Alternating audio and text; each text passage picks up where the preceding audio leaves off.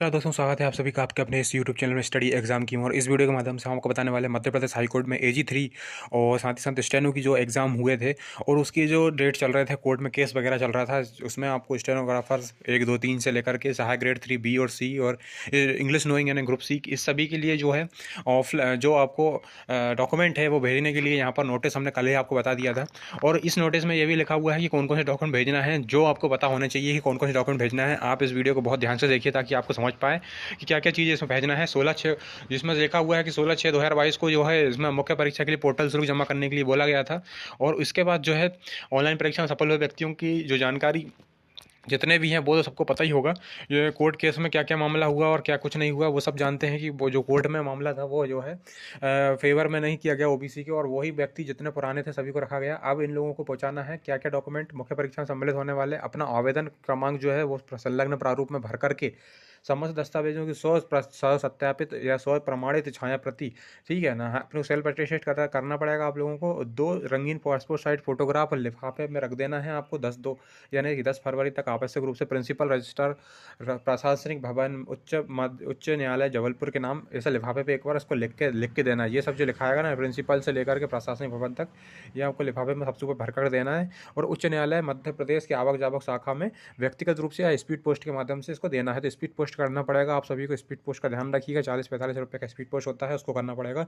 Normal उससे ना पहुँचाए 10 रुपये के लिफाफे में टाइम लग जाएगा। लिफाफे में अपने ग्रुप का नाम लिखना है सबसे ऊपर और अंकित कर देना उसको, ठीक है। अपने नाम को रखना ही है। और फिर साथ ही साथ अपने को मुख्य परीक्षा के पोर्टल शुल्क की पावती तथा समस्त आवश्यक दस्तावेज संलग्न रूप से अनिवार्य करना है। ये देख लीजिए, स्पष्ट रूप से लिखा हुआ है कि आपने जो मुख्य परीक्षा का लिए जो 577 रुपये दिए थे और 577 रुपये दिए थे उसकी आपकी पावती होना चाहिए। उसका पूरा पूरा फॉर्म निकला होगा, पावती का कोई फॉर्म नहीं निकला होगा, पूरा फॉर्म ही आएगा। आप उसको लिंक अभी आपके पास अगर नहीं हो तो वो लिंक हमने जो है डिस्क्रिप्शन में दी हुई है, आप डिस्क्रिप्शन में उस लिंक को देख सकते हैं और उसको आप जो है डाउनलोड कर सकते हैं। वो फॉर्म की जो लिंक है वो अभी खुल रही है, तो आपको डिस्क्रिप्शन पे लिंक मिलेगा, आप उसको देखिएगा।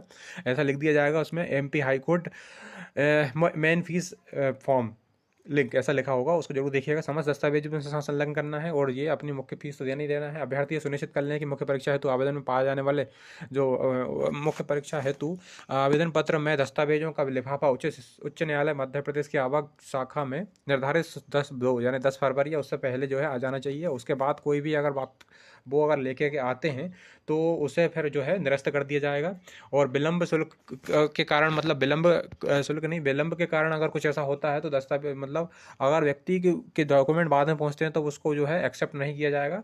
आप उसी समय पर ही पहुंचा पाएँ जिस समय पर उन्होंने बोला है 10/2 यानी 10 फरवरी से पहले पहले तक पहुंचा दें सभी दस्तावेज। निर्धारित तिथि तक प्राप्त आवेदन संलग्न दस्तावेजों की जांच की जाएगी। मुख्य परीक्षा हेतु सफल पाए जाने वाले ऐसे उम्मीदवार मुख्य परीक्षा के पोर्टल शुल्क जिनने जमा नहीं किया है परंतु दस्तावेजों में उल्लेखित शर्तों के अनुरूप नहीं पाए जाते हैं तो उन्हें अपात्र घोषित करें। जिनने फीस जमा नहीं की है, जो अपात्र हैं, उनकी भी जो है बाद में लिस्ट भी निकलेगी, ठीक है ना। व्यक्ति के पास जो है एक चीज़ और लिखी गई है कि उसके पास समस्त दस्तावेज उपलब्ध हैं लेकिन वो वांछित दस्तावेज में से कोई भूल गया है तो वो अपात्र ही घोषित कर दिया जाएगा। 3rd नंबर का पॉइंट में स्पष्ट रूप से लिख कर दे दिया है उन्होंने। तो ऐसा कुछ भी ना करें, सभी डॉक्यूमेंट पहुंचाएं। कौन कौन से डॉक्यूमेंट है वो हम बता देते हैं आपको। ग्रुप B में मुख्य परीक्षा में सफलतापूर्वक प्राप्त जितने भी लोग हैं निर्देशानुसार मुख्य परीक्षा है तो पोर्टल से जमा नहीं करते हैं तो अपना आवेदक व दस्तावेज प्रदर्शित करें ना। तो ये भी इम्पोर्टेंट पॉइंट नहीं है, ये तो वही पॉइंट वापस दोहराया गया है, ठीक है। पोर्टल से जिनके पास मतलब आवेदन करना व दस्तावेज प्रेषित ना करें, जो सफल पाए जाने वाले अभ्यर्थी निर्देश अनुसार मुख्य परीक्षा हेतु पोर्टल से जिन्हें जमा नहीं किया है उनके लिए है। जो पोर्टल से जमा नहीं किया तो वो पैसे भी नहीं पहुंचाने वाले मुख्य परीक्षा में बैठने हेतु प्रावधानिक रूप से। इसके बाद नेक्स्ट जो पॉइंट है आपके लिए काम का वो हम आपको बता देते हैं यहाँ पर कि आपको कौन कौन से डॉक्यूमेंट पहुंचाना है। ये प्रोफार्मा है, ये प्रोफार्मा भी हमने टेलीग्राम पे डाल दिया है। आप टेलीग्राम हमारा जो हमारा स्टडी एग्जाम की है उस पर आप जाइए, उस पर मिल जाएगा। ये पहला वाला जो प्रोफार्मा है ग्रुप A के लिए है जो कि स्टेनोग्राफर के लिए है। इसमें मेन चीज़ ये जो है स्टेनो वालों को विशेष ध्यान रखना है कि ये जो बॉक्स नंबर है इसमें वरीयता का क्रम देना है आपको। अगर मान लो आप चाहते हैं कि हम सहायक ग्रेड 3 में तैयार सेलेक्शन लेना चाहते हैं तो प्रथम यहाँ लिखें, द्वितीय यहाँ लिखें और तृतीय 3rd वाले में लिखें। यदि आप चाहते हैं कि हम स्टेनो में ही लेना चाहते हैं तो प्रथम फिर आप यहाँ लिख दें, ठीक है ना। द्वितीय यहाँ लिख दें, इंग्लिश नोई को चाहते हैं तो द्वितीय यहाँ लिखें, तृतीय यहाँ लिखें, या द्वितीय यहाँ तृतीय यहाँ लिखें, इस तरीके से अपनी वरीयता का क्रम आपको देना पड़ेगा। और इसके बाद शीघ्र लेखक में भी देना पड़ेगा। अगर आप स्टेनो वाले हैं तो नाम लिखना पड़ेगा, पिताजी का नाम, जन्म तिथि और डेट की गणना आपको कैलकुलेटर से कर लेना चाहिए। जो कैलकुलेटर आता है ऑनलाइन कैलकुलेटर, उससे आप डेट की गणना कर लीजिए। दिव्यांग है या नहीं है वो बता दें आप, ठीक है। और इसके बाद आपको जो है मध्य प्रदेश का मूल निवासी है या नहीं, उस पर आंसर देना है। विवाहित है या नहीं है, शासकीय कर्मचारी है या नहीं है वो बताना है। पत्राचार का पत्राचार का आपको जो है पूरा पूरा पता लिखना पड़ेगा। और ये जो डॉक्यूमेंट है ये आपको लगाना बहुत जरूरी है। समझ लीजिए कौन कौन से, देख तो 10वीं, एक 12वीं, ठीक है ना, 10वीं यानी हाई स्कूल, 12वीं यानी हाई सेकेंडरी, स्नातक। और इसके बाद शॉर्ट हैंड अगर जिसने स्टेनो के हिसाब से भरा है उसके लिए। सीपीसीटी स्कोर कार्ड, इसमें हिंदी, इंग्लिश और कंप्यूटर की टाइपिंग का परसेंटेज लिखना बहुत जरूरी है। ये चीज़ मेंशन करके रखी हुई है। और वही लगाना जो उस समय आपने फॉर्म भरा था उसके पहले वाली सीपीसीटी। कुछ लोगों ने फॉर्म भरने के बाद एग्जाम हो गया तो 1 साल रुका रहा है, इसके बीच में किसी ने सीपीसीटी कर ली तो वो वाला मत ऐड कर देना, नहीं तो वैसे ही रिजेक्ट हो जाओगे तुम। ध्यान रखना, क्योंकि उसमें डेट भी चेक हो जाएगी। क्योंकि उसमें जो नीचे डेट लिखी रहती है ना, उसमें वो उससे पता लग जाएगा कि आपने ये बाद वाला लगाया है, ठीक है। ध्यान रखना इस बात का विशेष रूप से। पुरानी वाला सीपीसीटी लगाना जो उस समय आपके पास हो अवेलेबल। कंप्यूटर डिप्लोमा है ना, और उसके बाद एक तकनीकी योग्यता जिसके पास जो है वो लगाएंगे। उसके बाद आपको कोई न्यायालय में कोई आपका प्रकरण तो नहीं है वो लगाना है। अगर है तो फिर पूरी डिटेल डालना है उसमें आपकी, ठीक है ना। कौन कौन से आपकी आरसी केंद्र था, अपराध धारा कौन सी थी, क्या विवरण था, आदेश कब जारी हुआ वो। तो इस प्रकार से और संलग्न छाया प्रति संलग्न करना है। साथ ही साथ उसमें हर एक के सामने नीचे पेज नंबर देना है। देखिए और कौन कौन सी चीज़ इसमें है, उन चीज़ों के अलावा जो हमने बताई है। ऑनलाइन आवेदन जो उस समय किया था उसकी रसीद, उसकी पूरी पूरी पावती आपको लगाना है फॉर्म, ठीक है। कहाँ से पेज नंबर कहाँ से कहाँ तक है वो आपको उसमें लिखना है। जैसे पेज नंबर 1 से लेकर 4 तक है तो पेज 1 से 4 तक वही वही डालना है, ऐसा करके, ठीक है। मुख्य परीक्षा हेतु पोर्टल से जमा करने की पावती, वो आपने जो मुख्य परीक्षा 577 की दी थी वो उसका फॉर्म भी निकलेगा। आप उसकी लिंक एक्टिवेटेड है, हमने अपने डिस्क्रिप्शन में डाल दी है, ठीक है। साथ ही साथ हम टेलीग्राम पर भी डाल देंगे।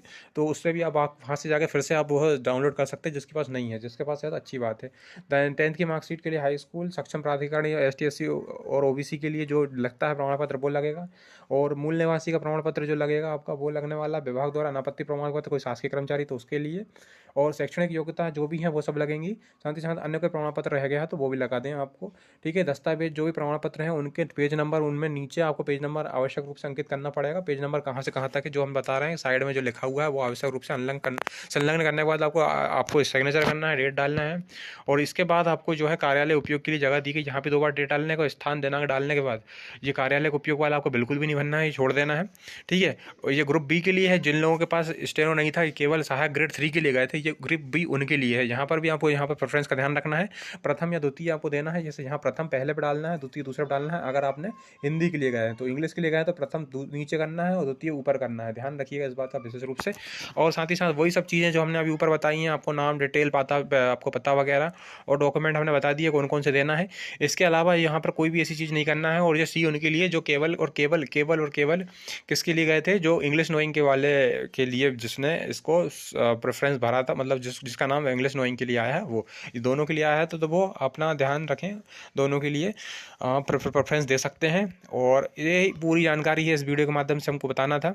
आपने अभी तक जो है इसके लिए अवगत नहीं हुए हों तो ध्यान रखिएगा कि 2 पासपोर्ट साइज कलर फोटो अपने लिफाफे को तैयार रखिए। पता लिखा हुआ है 10 फरवरी तक पहुंचा देना है, पता हमने बता ही दिया है। सबसे ऊपर अपनी पोस्ट का नाम अंकित कर देना है, स्पीड पोस्ट करना है। और लिफाफे के ऊपर अपना जो पद का नाम है उसको जरूर भर देना है, ठीक है। इसके अलावा कोई और जानकारी हो तो आप पूछ सकते हैं। Stay tune with this channel, इस वीडियो को लाइक करें, साथ ही साथ शेयर कीजिए, ठीक है। और साथ ही साथ हमारे जो भी वीडियोज़ हैं पुराने वाले वो आपको जानकारी मिलते रहेंगी। ग्रुप टू सब ग्रुप 4 से रिलेटेड बहुत सारी चीज़ें हमने दी हुई हैं। तो stay tune with this channel. Thank you.